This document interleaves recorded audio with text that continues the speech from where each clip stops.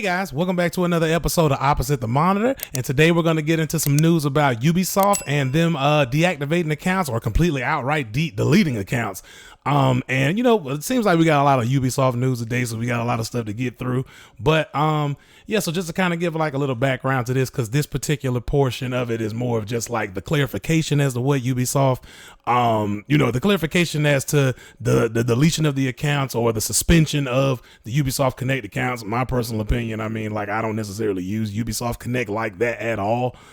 Typically I have my Ubisoft Connect account linked to my Steam account, which like imports my games into Steam. So I typically open up my games via Steam or Epic Game Store, depending on which one I have or which one I purchase at one specific launcher location, I guess.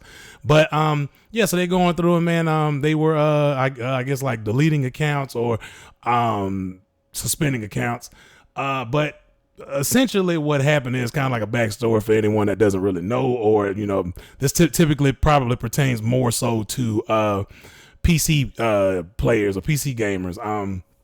Deleting accounts because of inactivity, and typically the inactivity happens.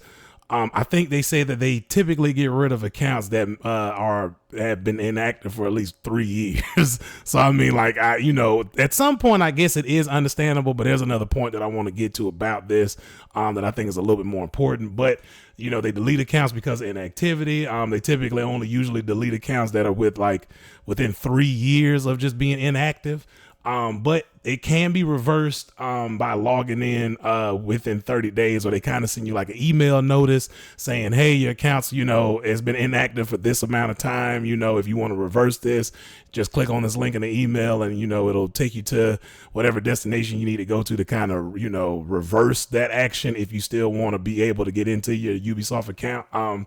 But you know, they kind of come out and they clarified a little bit more as to the reasoning behind why they're doing this, as well as, you know, the duration and everything like that.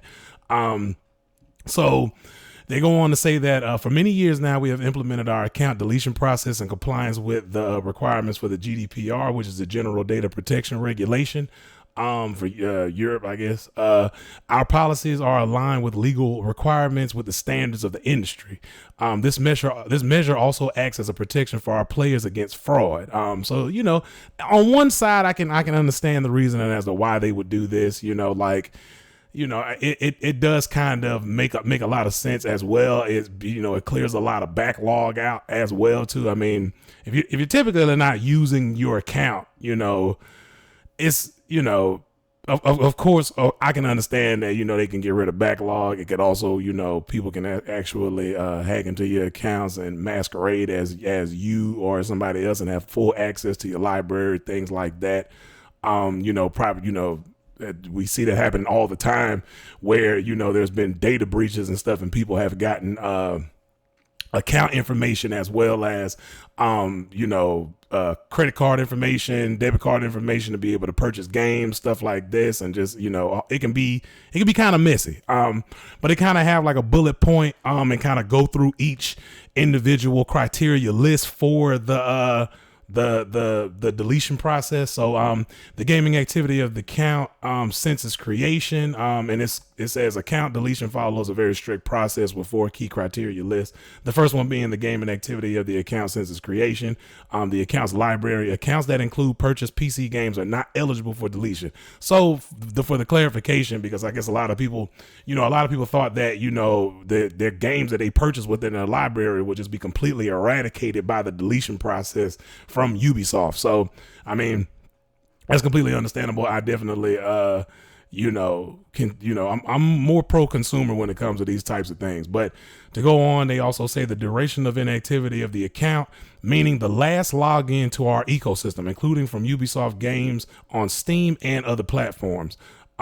So, you know, if you haven't been like logging in, you know, to your Ubisoft games through Steam or Epic Game Store or anything like that, you know, that also causes, that's one of the criteria for, you know, inactivity and possible account deletion / suspension. And then the existence of an active subscription, tied to the account. So, I mean, that as well. But they also, Additionally, they also kind of clarify the actual inactivity duration time. It says Ubisoft stated it has in practice never deleted accounts that have been inactive for less than 4 years. So if it's been more than 4 years, that's when your account is being deactivated or completely outright like deleted. So I mean, it's a long time. I mean, and granted, I can understand too, man, from a consumer point, as far as like being a PC gamer myself, like I typically like having all of my games in one place. Like, a lot of the times you're having to download multiple different launchers. Each launcher has its own dependency requirements and things like that. Some launchers even open up, some launchers even open yourself up to more like, kernel driver access and stuff. And like for that, like for instance, like for anyone who's played Valorant and things like that, to be able to download that Riot launcher, you have to give it kernel access to your computer, which is more of like a local level, like more primary level access to your computer, and to the functions of your computer, OS, everything like that. And so yeah, it's just having so many different launchers and stuff. It's kind of like a nuisance, I guess.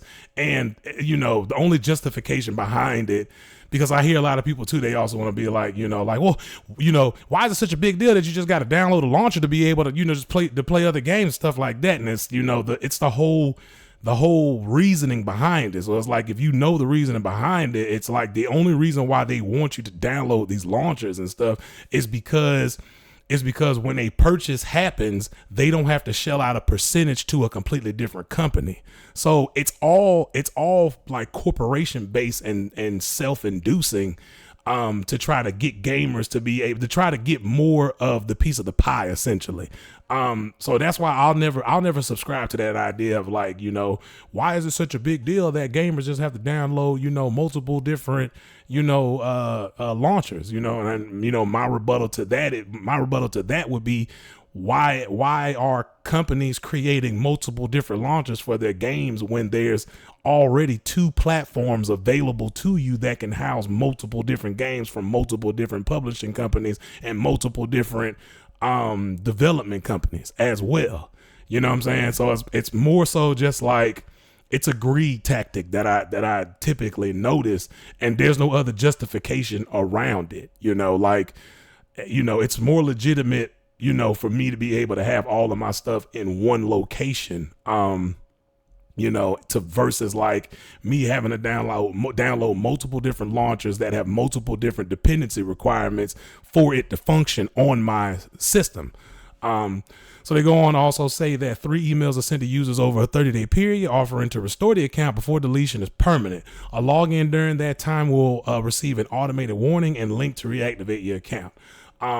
So this kind of brings me to my more important point of this, which is, this entire debacle kind of leads more credence to, or gives more credence to, physical copies and purchase games are really important when it comes to this, because there's always been that fear from gamers to be like, okay, like we'll just have a whole Stadia type of, incident happen again, where people purchase games on this particular platform isn't supported anymore.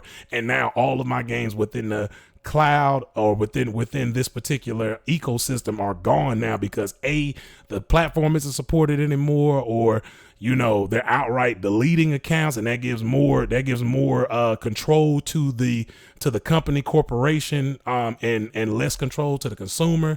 Like you have less access to the things that you purchase with the money that you work hard to generate.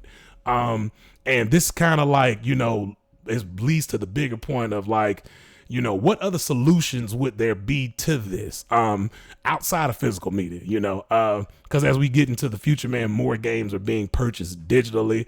Like I said in the previous video, I think, even now they have like games, collector's editions items where and it doesn't even make any sense, but the collector's editions of specific games aren't even coming with a disc, they're coming with a digital code. So even then they're finding ways to limit your access to the thing that you purchase.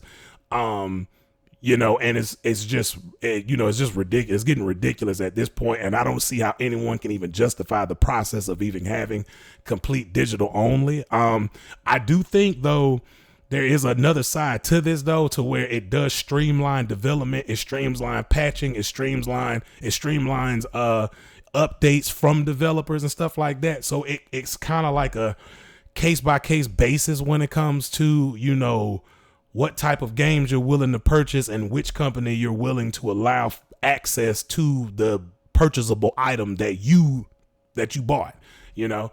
So, I mean, I literally, you know, don't really know the actual solution to this other than, you know, I mean, I guess CD Projekt Red kind of does it pretty good with, GOG and their DRM free games and stuff like this. So when you purchase those games, you actually, like, those are actually the games that you purchase. Like when I purchased Cyberpunk 2077, if I actually have the actual downloadable exe file of Cyberpunk on my computer. So I don't even need to open up GOG for me to be able to play Cyberpunk 2077. I outright own that game. And you know, that's one way, I guess. But the problem with that is that, you know, you tend to, like, you have, these games are massive, you know, in storage space and stuff like that, you know. And I mean, look, storage is cheap. Storage is cheaper than you know, any other type of solution. But I mean, I guess, like, how far is that storage, you know, gonna be able to stretch? You know, some of these games are being released at like 150, 200 gigs sometimes, and not even that, just their updates and patching have like 60 gigs at a time and stuff like that. So it's more so just like, you know, what's the actual solution? I mean, one theory that I could probably bring up would be, like, not necessarily cloud storage of games and stuff like that, but more so just like on-site NAS storage devices for gamers. But it's like not a lot of people have access to that, let alone know exactly what that is. And a NAS storage, you know, basically the pro of it is that it provides better performance versus a cloud storage platform.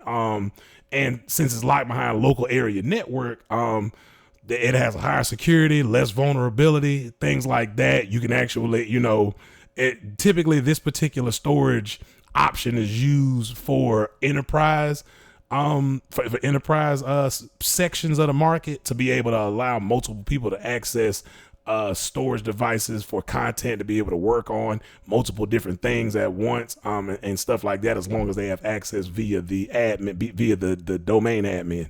And so, you know, that's probably possibly one option. You can have your own personal NAS storage device, and you know, just, you know, put all of your games on that, and you can access your games locally all the time, you know. But I mean, like, realistically, like, how many people have access to that, and how many people have that set up or even know what that is as a viable option? So I mean, that's just one of the things that I kind of wanted to bring up with this, man. You know, it's, you know, it keeps bringing back that question of, you know, like, you know, first of all, like, you don't really own the things that you purchase. That's one, like, argument to it. But the other thing is that, like, there needs to be another viable option. But it doesn't seem like gaming companies, developers, publishers don't want to give that option. There's only a few that are willing to, you know, give that option, and stuff like that. And it just seems like Ubisoft isn't one of them. EA isn't one of them. You know, PlayStation isn't one of them. You know, Google obviously wasn't one of them. So, you know, I like moving forward, man, is just, you know, we're going into some treacherous territory moving forward. That's kind of like how I see this. But, so moving forward though, we have, some more Ubisoft information, and, you know, Star Wars Outlaws devs promise it won't be 300-hour epic unfinishable RPG. Thank God, you know. They go on to say that the concerns stem from a recent interview confirming that Star Wars Outlaws planet will comprise 2 to 3 zones from Assassin's Creed Valhalla. One of the main criticisms of Valhalla was that it felt bloated with content that many players felt underwhelming, which was exemplified by its huge number of map icons. And just for a good comparison though, completionist run in Assassin's Creed Valhalla takes up to about 143 hours, according to How Long to Beat. And that was kind of like what prompted this. I never played Assassin's Creed Valhalla specifically for that reason. And it's because during my playtime of Assassin's Creed Origins as well as Assassin's Creed Odyssey, they both have that same RPG formula, but that RPG formula is just filled with bloat. That's the main reason why they put time savers in the store, because they create a problem for you and sell you the solution. And this is one of the main reasons why, like, I think, a lot of games from Ubisoft have, not done well recently. There's been like some cancellations of games and stuff like that, which we'll also get into today. But, it just, people are tired of that same Ubisoft formula where, people are just constantly having to just do a grocery list of side quests, and it almost feels like it's never ending, as well as it's monotonous. And, it's just, it gets kind of like ridiculous, and you can feel the bloat. You can feel that there's just things that are just thrown into the game for the purpose of, hey, let's kind of like force you to buy these time savers in the store, and it'll help you increase your XP and give you a little bit more damage. You can level up a little bit more, have access to more weapons and armor, different items, trinkets and things like that. And I kind of just see like it just being repulsive to be able to play as well, because of the reasoning behind it, as well as tiring and exhausting. So, I mean, they go on to say that, the question of what is the definition of too big, for the creative director, Julian Garrity. And he goes on to respond to that question by saying that too big is a game that people don't manage to play, enjoy, and finish. And I can get on board with that, but I don't think that it's just limited to, just bloat. There are games out there that have, a lot of different content, hundreds of hours of content. For example, Baldur's Gate 3, which will most definitely be the largest game, I would say, to date. I can't think of another game that is more comparable or that is similar to Baldur's Gate 3 in size and scope. I would probably almost consider maybe Skyrim close to that. But even then, it doesn't have the same amount of hours, completion hours, as Baldur's Gate 3. But I use that as an example because that's a game that has a significantly high amount of content and hours and gameplay hours, as well as cinematic hours, as well as replayability, and things like that. But during my time, even with just playing the early access portion of it, not even the fully released version, with the early access version with the limited amount of characters, the replayability and scope of that game is crazy. Like, even with the limited amount of characters that you can play as, and then going back to play as different races, classes, religions, things like that, to get different outcomes through each playthrough, that game never felt bloated. That game never felt tiring. And one of the reasons for that is because it had interesting quests to do, and those quests almost led kind of like an investigation. And that's one thing I'll always say with like RPGs, is that if you can find a way to develop games to where the side quests kind of almost lead down a rabbit hole of sorts, to be able to allow the player to be able to, kind of investigate and come to certain conclusions, and how to be able to solve that side quest in multiple different ways. That's one thing that I liked about Mass Effect. Mass Effect did that like phenomenally, where each side quest that you took was essentially an investigation that went deeper into another issue. Like, for example, like you would start out, you would start out getting a side quest from one character, then that kind of divulged into an investigation where you found out about maybe a murder that happened. That murder is linked to this syndicate or this underground organization and stuff like that, and you kind of foil that, and then you get a nice reward at the end. Like, that's kind of how Baldur's Gate 3 plays out with its side quests sometimes. And that's what makes it that's what makes having that additional content interesting, as well as during the time and when you're doing those side quests, you have world building that happens. You have great dialogue. Dialogue does wonders for a game with a lot of content, with a lot of hours of gameplay. And that's one thing that, for example, like Horizon Forbidden West, and even just Horizon, the first Horizon, where that game is pretty long. You can do a lot of, stuff in that game. Even with the DLC, I'll probably say it's maybe about it's probably like around 120 hours, with like the main story as well as the side quests and stuff like that. Probably a little bit more than that.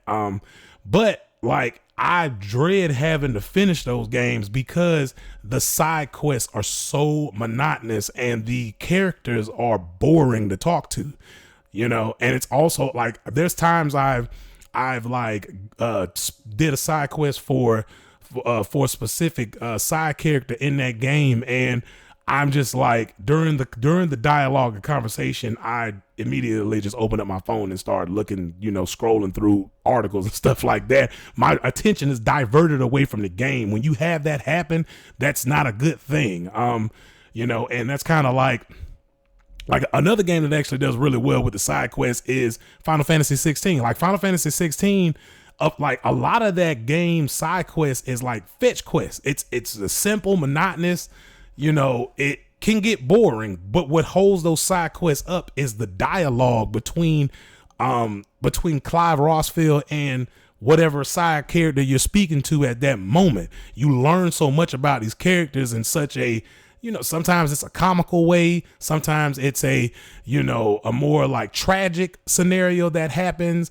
You also, depending on which character you speak with, you learn more about Clive's background that isn't shown in the main storyline as well. And so it's just like, it's all about how you do the side quests that mean something. And, people are just tired of Ubisoft's formulaic, a structure to their games a lot of the times. And this isn't just Assassin's Creed. This is also Far Cry. You know what I'm saying? And it's just like, it goes, but even some of the Tom Clancy games, it seems to find its way through each and every game of Ubisoft. But they kind of go on to a statement to continue this. They also say that our objective is to really get people into a very dense, rich, and open world adventure that they can explore at their own rhythm. So it is absolutely not a 200 or 300 hour epic unfinishable RPG. This is a very focused action adventure RPG that will take place on a ride and is very manageable. That's great to hear. You know what I'm saying? Like I said, during the time that I saw that gameplay of Star Wars Outlaws, I compared it immediately to Uncharted. And if they can kind of follow that formula for Naughty Dog and how they do Uncharted games, how they do the Last of Us games and stuff like that, I think this game can be a really good success. I know a lot of people were hoping that you can be able to create your own character or, stuff like that. But, I kind of like Kay Vass. I think that's her name, Kay Vass or something like that. Or Kay Vess, my apologies. But yeah, so I kind of like that character or whatever. The action sequences tend to look very engaging. I do like the seamless flight from a planetary atmosphere to into space, and even the space battles look fun as well too. So I'm excited for the game. This is also just a plus. Lately, man, the Star Wars games have been doing pretty good, man. We got 2 really good Star Wars games from EA, and now we're, it seems like we're shaping up to get a nice Star Wars game from Ubisoft. This could be a nice turnaround for Ubisoft because they've had loss after loss after loss after loss, lately, and this is good news for them, man. So I'm excited to see what else comes out of Star Wars Outlaws. I want to see more gameplay. I want to get a release date. I want to get my hands on it. I just want to be able to kind of jump myself back into Star Wars again.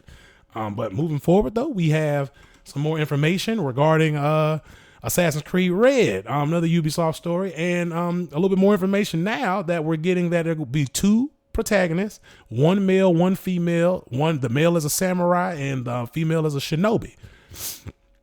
So, I mean, basically just, you know, kind of to, I guess, give them a little bit more detail and backstory behind this is that so early reports suggest that Assassin's Creed Red would have 2 playable protagonists. While the report appears to be accurate, a correction reveals that the game will feature a male samurai and a female shinobi as the main characters. The male samurai is an African refugee already familiar with the creed. As such, including samurai and shinobi, Assassin's Creed Red will heavily focus on stealth and melee combat, likely satisfying fans of both playstyles. While the last 2 Assassin's Creed games provided the option to choose between a male and a female protagonist, Assassin's Creed Red will feature both as playable characters simultaneously. This will make it similar to Assassin's Creed Syndicate. So there's a lot to unpack here. So one of the good things is, or I guess one of the things about this is that, you know, the historical aspect of it, there did exist a African samurai. I can't remember what era that was specifically. But yeah, so it's nice that they're kind of like, you know, I still like, I've always liked Assassin's Creed for the historical elements of it, as well as finally Ubisoft is doing a Japan setting now. This is something that I've always wanted, like forever, since Assassin's Creed, you know, Black Flag was so prominent and stuff like that. Like I was like, man, it'd be nice to kind of go to Japan and be a shinobi. But one of the critiques I would have given this is that Assassin's Creed Syndicate to me personally was not a good Assassin's Creed game at all. And me personally, I understand having the option to be able to jump between both characters, you know, or just playing both, you know, however the story kind of lines up. I don't think that's how this will go, though. I don't think it'll be 2 protagonists where, you know, the story kind of shifts and forces you to play the other character, kind of like The Last of Us. The Last of Us Part 2. I think this will possibly be more so just like, hey, you could do some, you know, because that's how Assassin's Creed Syndicate was. You could jump between each character. My point of contention with this is that I think what the better route should have been was to go with the Odyssey route. And the main reason why I say that is, or instead of just like trying to create your own character, just pick between male and female.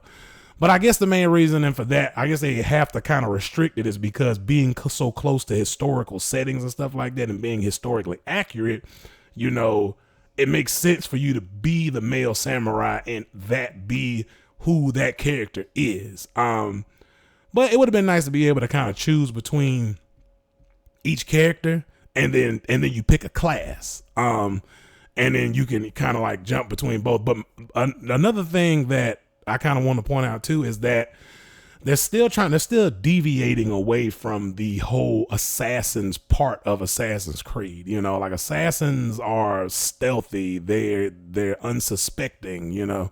They do a lot of the work. They do a lot of reconnaissance. They do a lot of the work in the shadows and stuff like that. And the shinobi part makes sense, but it's just kind of like the samurai part, just, it doesn't fit within the Assassin's Creed moniker, I would, you know, say. But I mean, it'll be interesting to see. You know, I would hope that they would have some, you know, I mean, they are going with the RPG formula specifically for this game, but I would hope that the combat changes. That's one thing that, you know, within Assassin's Creed Origins and even Odyssey just basically was a replication or a skin of Origins, essentially. Same game, same mechanics, same everything. It's just, it was based in Greek like times or Greek mythology or whatever like that. Or like I guess Roman times or whatever. But like it was essentially just a reskin of Assassin's Creed Origins. I hope that the combat changes, and I hope that each character's combat feels different. You know, for me specifically, I mean, hey, take a book out of Ghost of Tsushima, man. That combat for being a samurai in that game was really dope, as well as being a shinobi. You know what I'm saying? So, I mean, you know, it'll be nice to kind of have like a change. I want to see more work from Ubisoft put into this particular game. You know, and I'm assuming that Assassin's Creed Mirage will, be the I guess the guinea pig of sorts. It's gonna be the test dummy to see how that goes. And it's like, Assassin's Creed Mirage looks really good, looks old school, looks nice. That's what I like. But I do want to see, specifically for this game, I want to see a lot more combat fleshed out, or combat mechanics fleshed out in this. I want to see a lot more attention to detail. I want to see some executions. I want to see some really great, even if we can get a little bit of ninjutsu in there, I guess, to kind of play around with the mythical side of things, So I definitely would want to get more on that side of things. But I'm excited for it, man. I'm excited for it. Like I said, I like Japanese culture, so I'm ready for this. But moving forward, though, we have some more information, some more Ubisoft information, and Immortals Fenyx Rising 2 reportedly canceled amid Ubisoft pivot to its established franchises. And this is kind of like more, they've updated this story since then, but essentially they moved Ubisoft Quebec, their Quebec studio, off of Immortals Fenyx Rising 2, canceled that game outright, and are trying to take their focus more into, their more established properties, as well as some, unnamed projects that they have as well. And I think the main reason for that, which VGC and IGN kind of report on, that, the sales for Immortals Fenyx Rising were not that great. They were middling at best. But it was a good game though. And I also like the fact that it was a new IP. And this is kind of like, goes back to that expectations for brand new IP and stuff like that, and companies taking a risk on things that they haven't done before, or that they haven't done yet. And I think that game was kind of like, I guess went through a lot of turbulence, even with just the name change, because the name change was, they were having legal issues with Monster Energy drink again, some more corporate battling for ridiculous reasons. And they had to change the name and stuff like that. So I think them having to change the name, kind of affected the sales. I would assume, as well, because they had to pivot the marketing, and things like that. And, but the game itself was great. Like I played it and I enjoyed my time with that game. I wish they would continue doing Immortals Fenyx Rising, and because I like seeing companies do new IP instead of just constantly like taking things out of the closet and just remaking them and stuff like that. So I kind of prefer that a lot more. But they go on to say that as part of our global strategy, we are redirecting and reallocating some creative teams and resources within the Quebec studio to other unannounced projects. The expertise and technologies these teams develop will serve as an accelerator for the development of these key projects focused on our biggest brands. And so, yeah, one of the specific key points in this I would probably want to point out is unannounced projects. And, that kind of lends a little bit of thought, I guess, to some Tom Clancy games. Maybe we can get some more resources put into that. They've been trying to do like a battle royale, and, was it Breakpoint? That didn't do well at all. That game flopped, so I'm hoping the unannounced projects will be some more Tom Clancy games, since I know that it's not going to be new IP, since they're putting like the new IP that Immortals Fenyx Rising on the shelf for a bit. I don't think it'll be outright. Like, I think they'll return to it eventually, but I don't think it'll just be outright, gone, hung up, here we go, but you probably won't see Immortals Fenyx Rise, a sequel to that game, for a very long time. And that's just because of the entire slew of Assassin's Creed games that they've announced. And it seems like they're putting a lot of, like, all of their eggs in one basket, I would say, with the multiple different Assassin's Creed games. And then seems like they're also trying to tie everything together within this one. I don't know if it's like a launcher, or I don't know if it's like putting everything under one umbrella, and then you can like access all of the Assassin's Creed games under this one particular platform. And it may be within Ubisoft Connect. I don't know. I remember that being announced a while ago.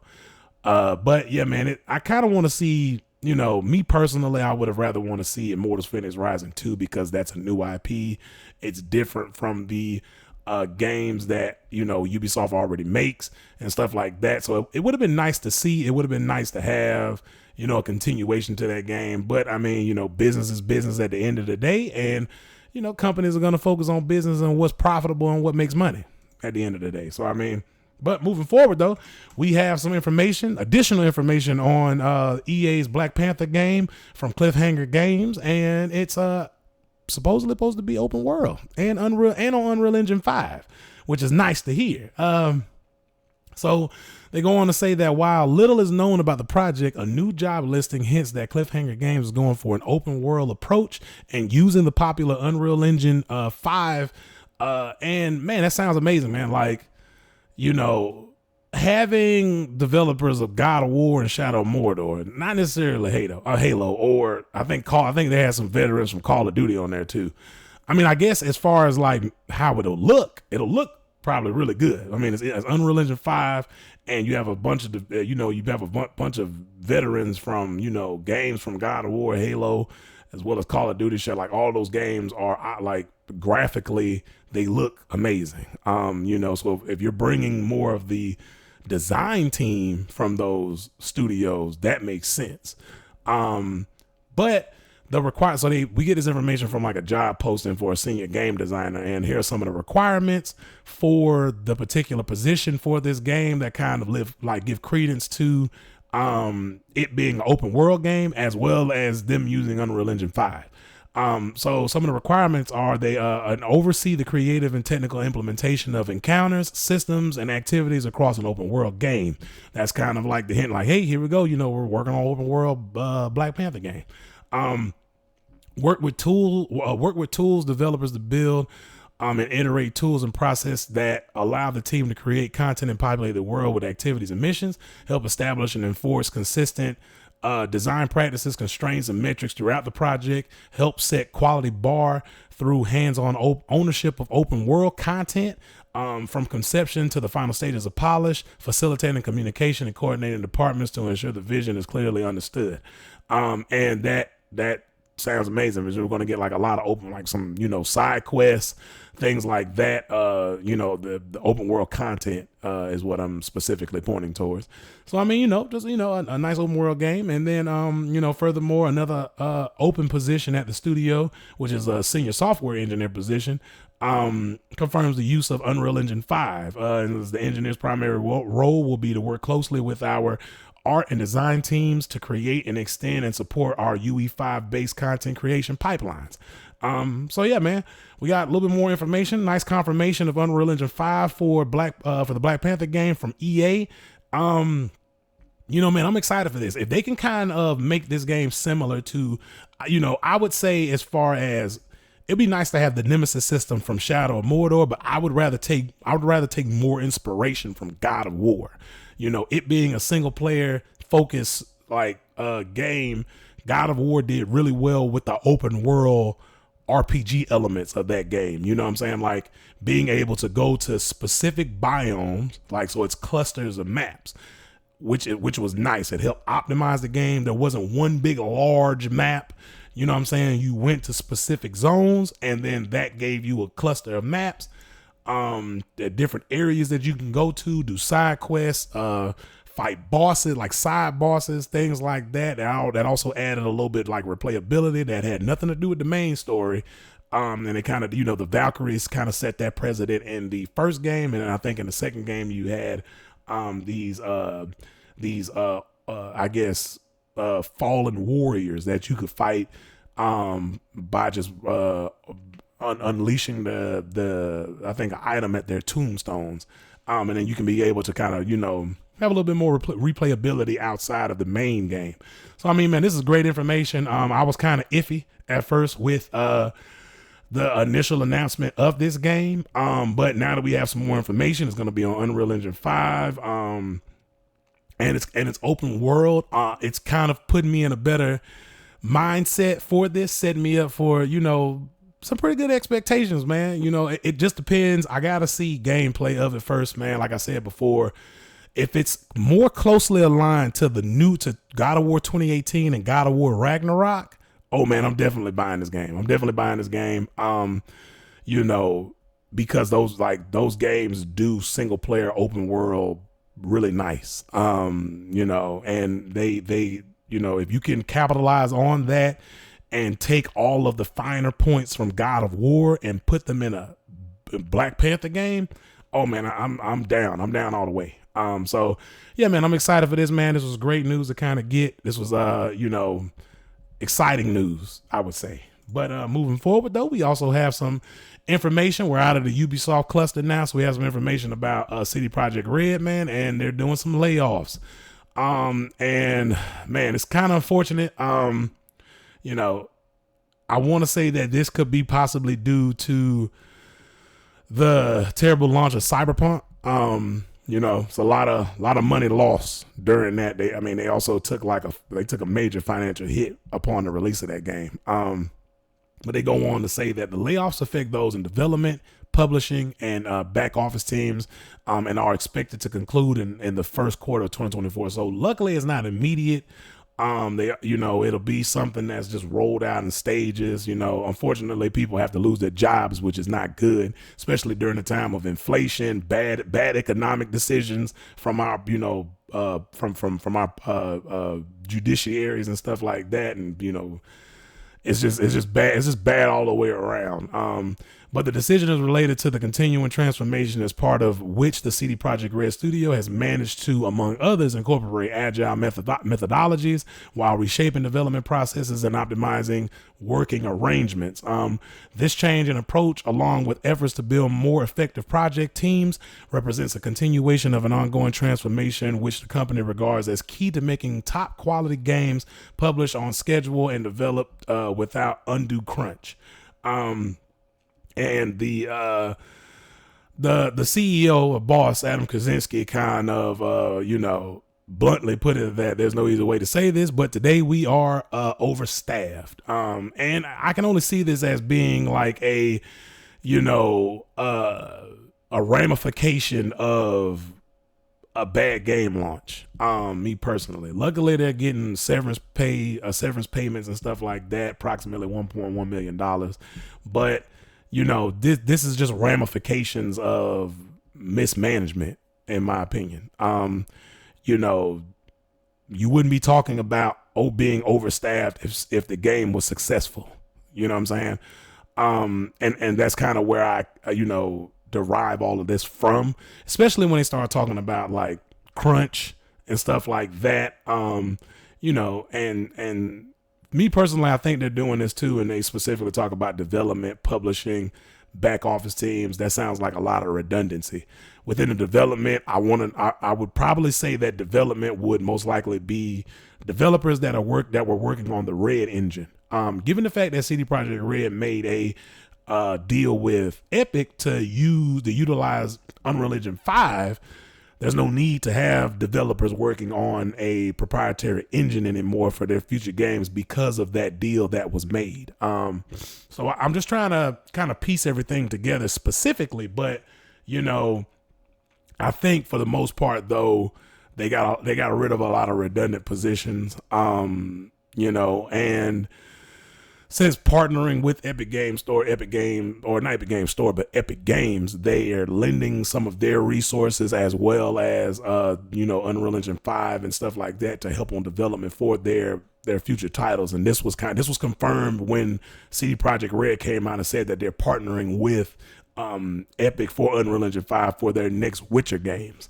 So man, yeah, like I said, it's just unfortunate, man. You know, it's never a good time to see people lose their jobs, especially within the gaming community as well, man. So as far as like developers and stuff, man, because they already don't get treated like good at all.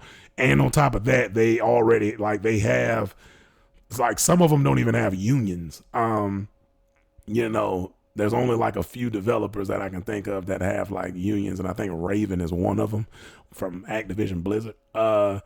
So it's like, you know, it's not necessarily a good thing to see people like lose their jobs and stuff, man. That's never a good thing, but it's like, this is just ramifications and consequences due to mismanagement of a product, and it's not even like people are losing their jobs, not even to the detriment, or not even to their own like inadequacies. It's to the inadequacies of someone else, you know, that they are losing their jobs.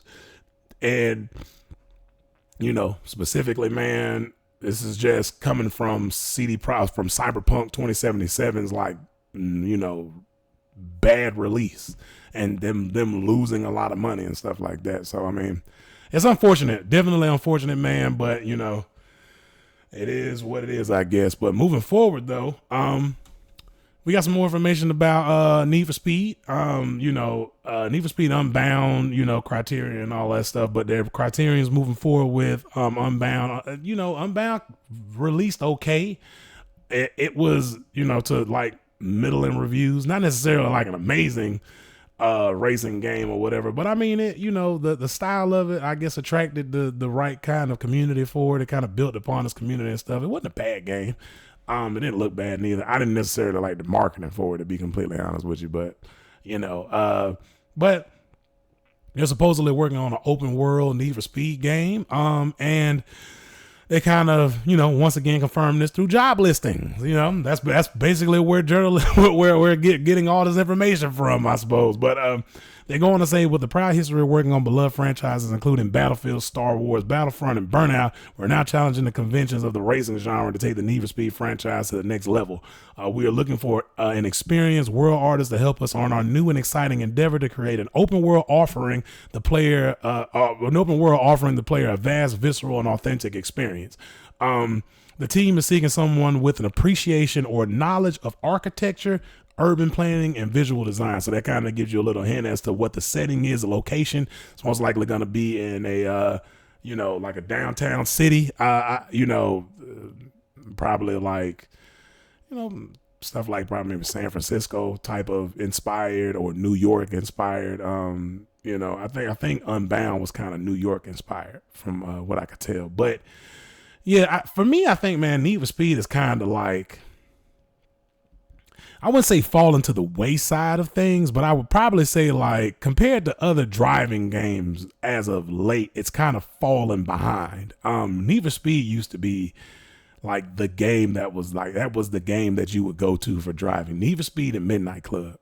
You know, and I can see they're trying to build that, I guess, hype up for Need for Speed and that engagement for Need for Speed again, you know, because Need for Speed is definitely like one of the OG franchises. One of, like, I would probably like put it in the class of like grandfather racing games, you know, like back in the day, it was always Gran Turismo, Need for Speed, you know, Midnight Club, Forza, you know, and it seems that, you know, Gran Turismo is kind of like held its standing. Forza's coming back this year. I have to kind of see what this one's gonna be like. You know, I saw a lot of gameplay for Need for Speed Unbound. I didn't personally purchase it myself.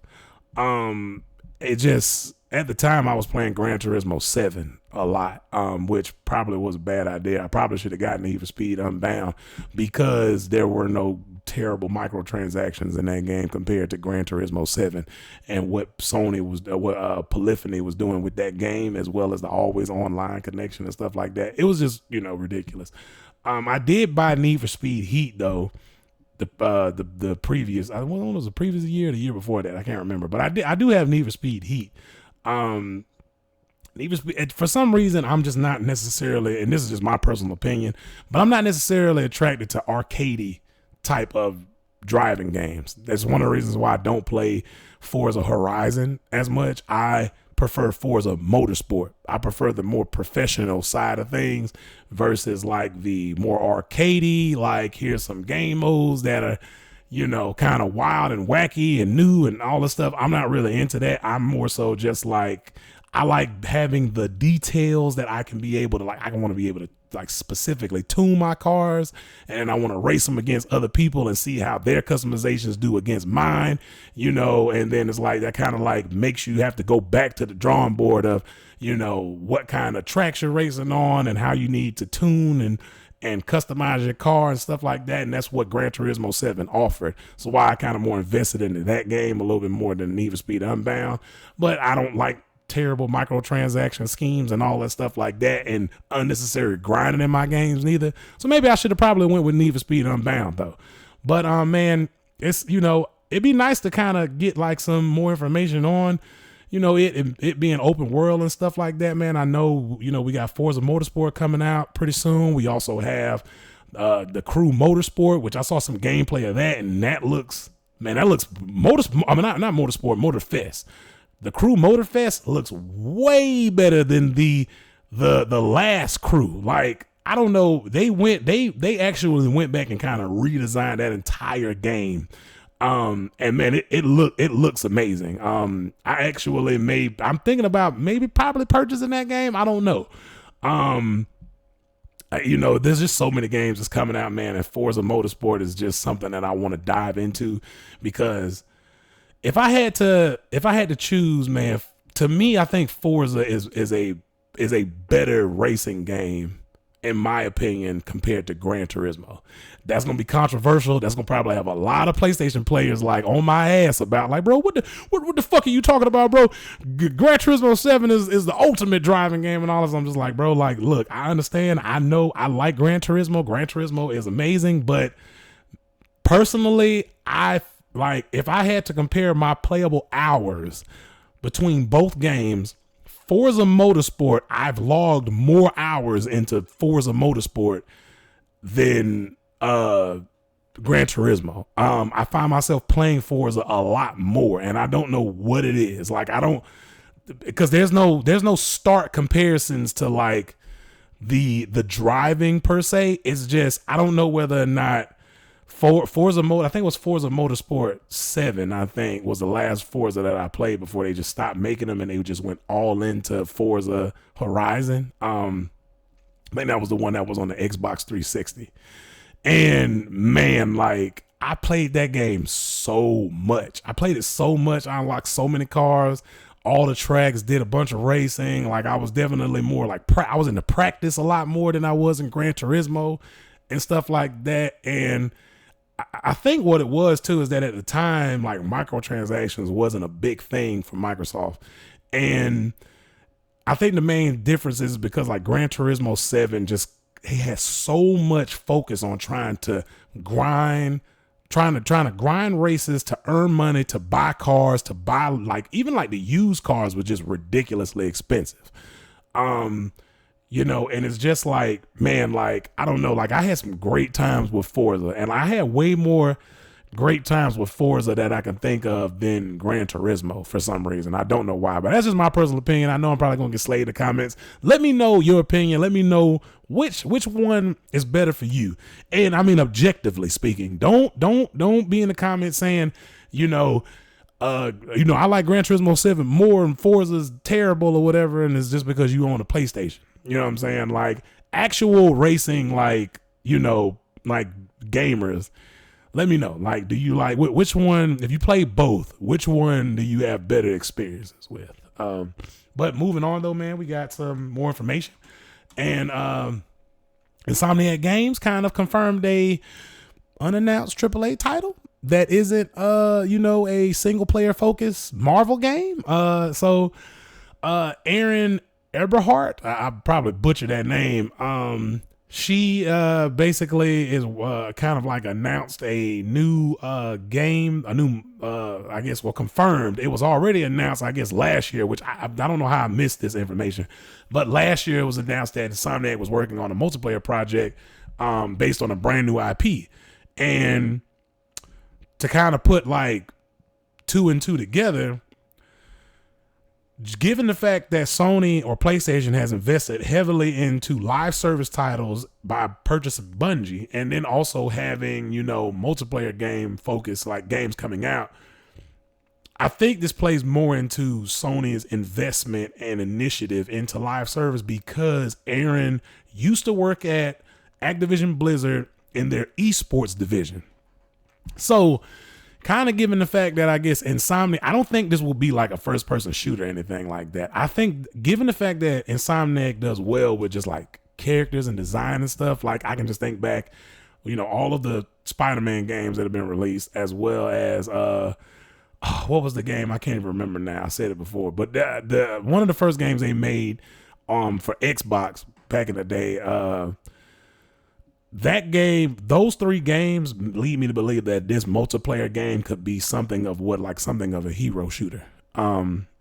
And kind of like, I mean, it could just be closer to like, it could be Sony's like version of Overwatch, or something like that. But I definitely know it's an esport. Like the project director worked in the esports division for Activision Blizzard.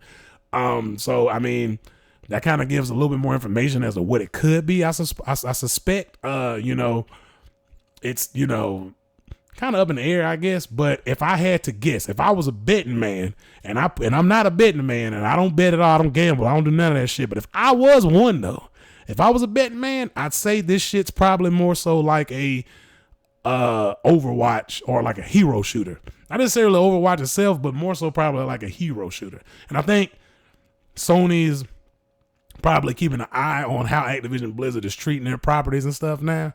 And it could leave credence to like, hey, we're about to like, given the fact that you just purchased, Activision Blizzard and stuff, we're going to probably start trying to, fill the gap of the games that you have currently dominating the ecosystem of the market. And, those games are losing their player base. I just reported last video that, Overwatch is losing their player engagement. This could be a nice opportunity for Sony to come in and develop a game to fill that space and give gamers what they want, as well as trying to, make it exclusive, I guess. And what's definitely going to be exclusive is if it's Insomniac Games making it. So it's definitely going to be exclusive. But, they can kind of fill that space. And this is what I was talking about before with Sony, is that, there's opportunity for you to bring back, either create new IPs or bring back old games that you had and compete with Microsoft. Instead of complaining about why it's bad for Microsoft to have Activision Blizzard and all this stuff like that, instead of complaining and whining about it, find ways to compete with it, because you own IPs that can dominate that space. You own IPs that have the capability of replacing some of the like titles that Activision Blizzard has, because Activision Blizzard is handling those projects poorly. Even right now, I just seen with like Warzone and stuff, like they're introducing like Nicki Minaj and all this stuff. And I'm like, bro, like what is going on with Warzone, bro? Like what? Like as soon as they start losing player base and stuff like that, they're like going jumping straight into gimmicks and just trying to just do whatever they can to just get like, I don't know, they're trying to appeal to kids or Gen Z or whatever like that. But I'm just more like, bro, like why? You know what I'm saying? Like you would attract people to the game if you just handle the game properly. It goes back to how EA did with Battlefield 2042. It's like you lost the fan base because you did gimmicky, trendy type of shit that didn't appeal to nobody in that space. And, now you have to rectify the stuff and then kind of get the player base back. But it's like, you shouldn't have did that in the first place. And why are you doing it now, Activision? Just doesn't make sense to me. So, they're going to do what they want to do. But like I said before, sorry, I'm kind of getting pretty sick, but, like I said before, man, it's definitely,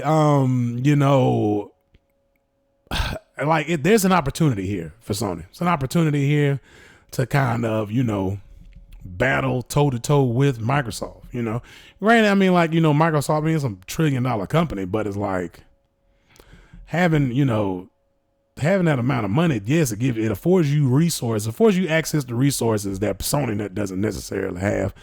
But Sony has talent on that side. They have a lot of talent on that side. So I mean, yeah, Sony, man, take advantage of that opportunity, in my opinion, definitely. But moving forward, though, we have some information about publishers need to stop announcing games that are still years away from launch, and gamers agree. I agree. I'm a gamer, so of course I agree. Doesn't make any sense for you to be able to be, doesn't make any sense for you to be announcing games in the first place, and they're not coming out for like 10 years, 5 to 10 years.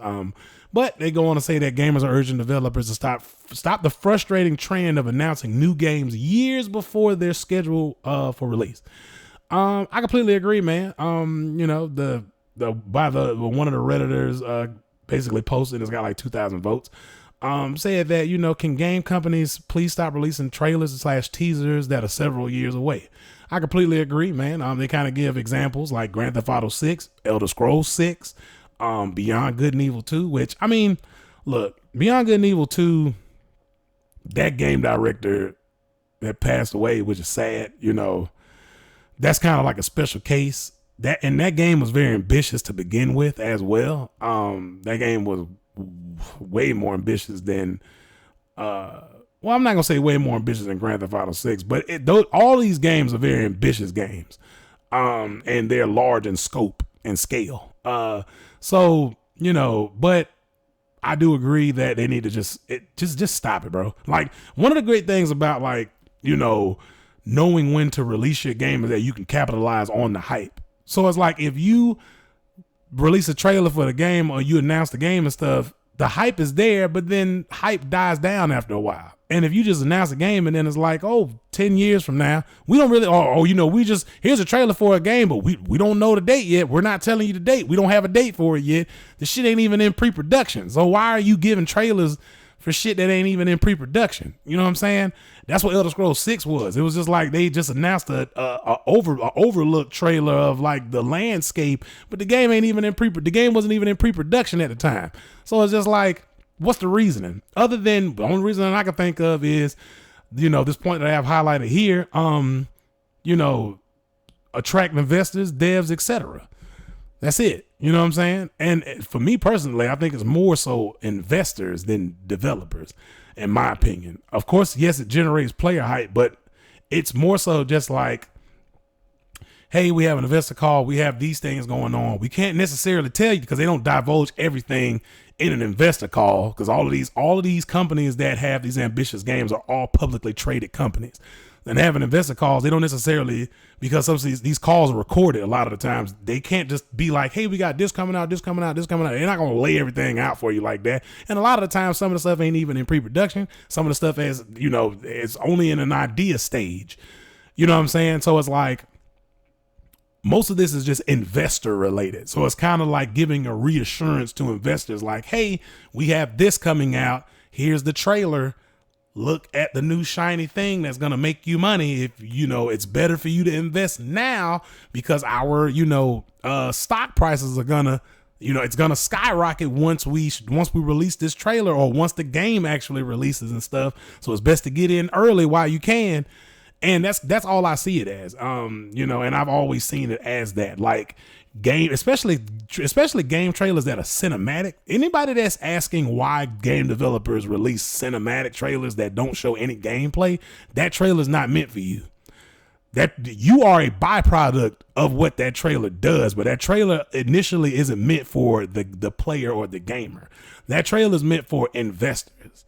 Initially, at the center point of that, it's an investor attraction method, and it's like, yeah, we need more money so we can be able to, you know, increase our bonuses at the end of the quarter, or at the end of the fiscal year, and have these outrageous bonuses that, you know, nobody talks about in the media, anything like that. They kind of just talk about, like, you know, stuff that doesn't really matter, but.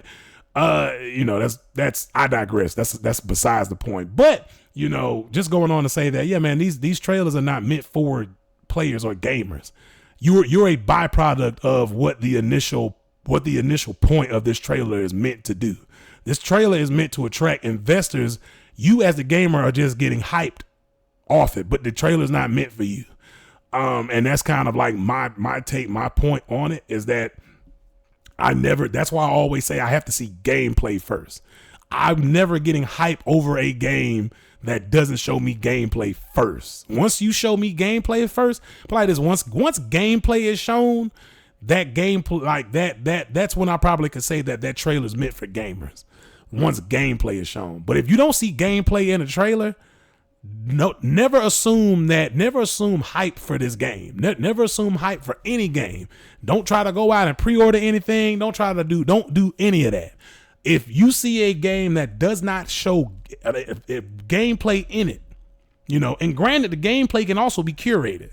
So that's even something that you probably don't even want to go off of, initially either, but a telltale sign is that if there's more gameplay in a trailer versus cinematics, and that's kind of like, that's kind of also what happened with Anthem.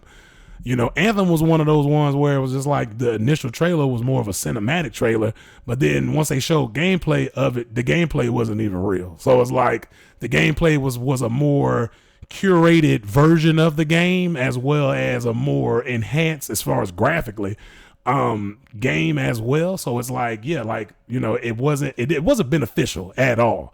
And it's a lot of, fault, like, I don't even know the word for, I guess, bad advertising, I guess, or false marketing, I would assume. But yeah, man, like these trailers aren't meant for gamers, and never assume that they are.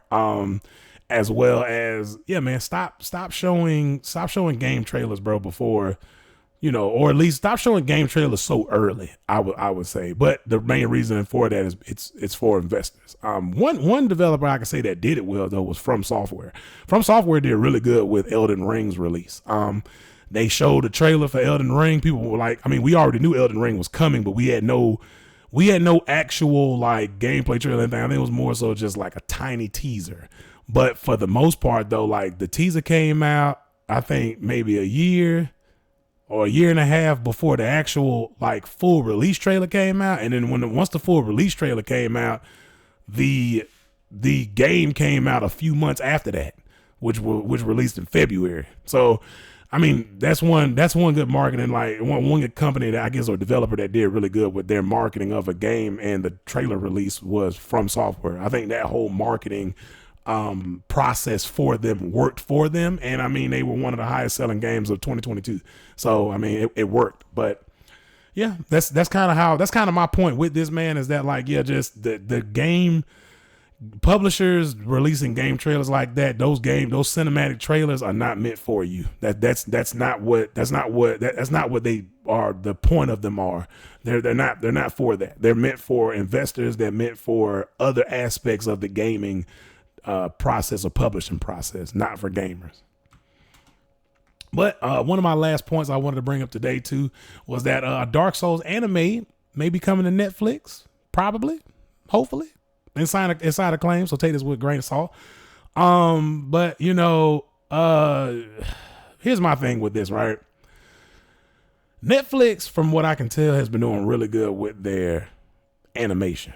Not so much so their live action. The animation is amazing. But we can tell right now by The Witcher, the whole Witcher like debacle, terrible. That season, from season 2 on forward, that show just died in my eyes, and I'm just like, nope, I don't even want to watch this shit anymore. And it's suffering for it now because they wanted to make changes that were so drastic from the source material that it just like, upended the entire attraction of that particular show.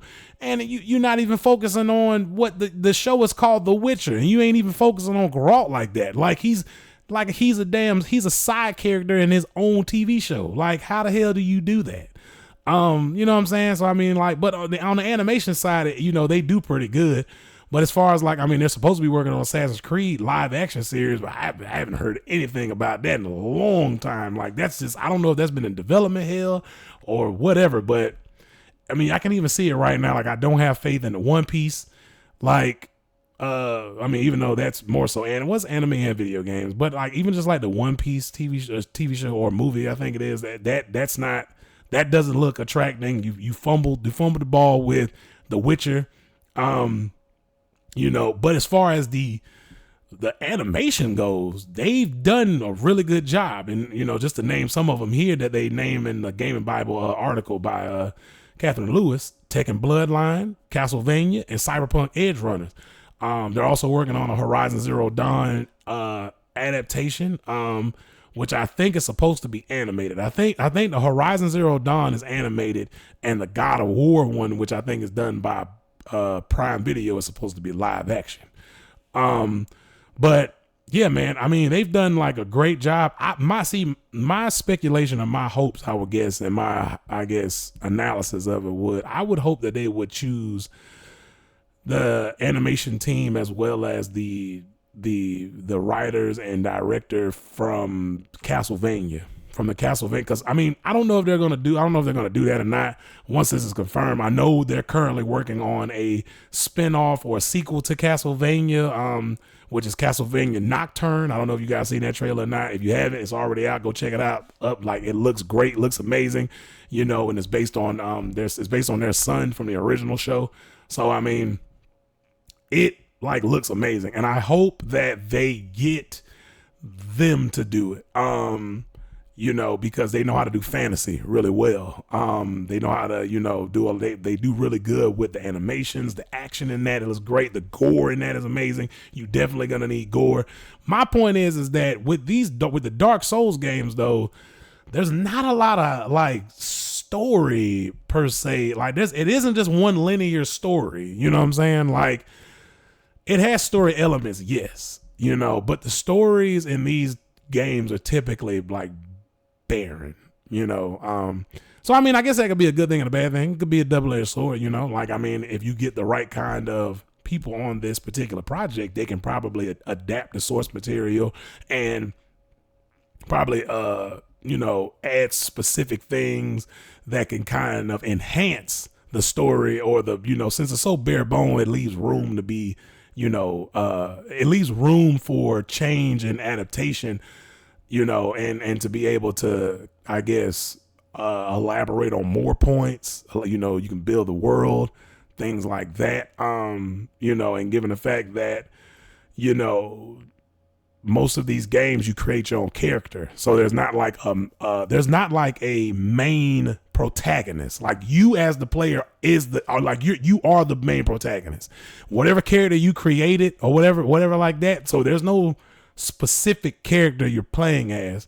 So I guess that kind of like, you know, gives the creatives to kind of do a little bit more with it. But, you know, that's I mean, there's some good news, man. Like, I'm excited for, hopefully this is, you know, true. Hopefully this comes out, man. You know, if it is true, it comes out and Netflix doesn't fumble the ball with it, man. You know, hopefully Bandai Namco and all that, or not Bandai Namco, hopefully From Software is heavily involved in this. But yeah, man, I think that's it, man, for today. If you guys enjoyed the video today, man, make sure you like the video. Subscribe to the channel if you enjoy the content, man. You know, there's a lot of people watching the videos but not subscribing. Make sure you hit that subscribe button. Like the video if you like the video as well. And, you know, ring that bell, man, so you never miss a video. You know, let me know what you think about the topics we had today. You know what I'm saying? Are you excited for a Dark Souls anime? What do you think about, you know, Need for Speed being open world? You know what I'm saying? What about, you know, do we need to stop announcing games so damn early? You know, and just, you know, announce games when they're ready. That's my thing. Announce them when they're ready. But let me know your opinions, man, your thoughts in the comments. I always check the comments, always read. You know, let me know down in the comments, man. And yeah, man, thank you for your time today, and I'll see you guys next week.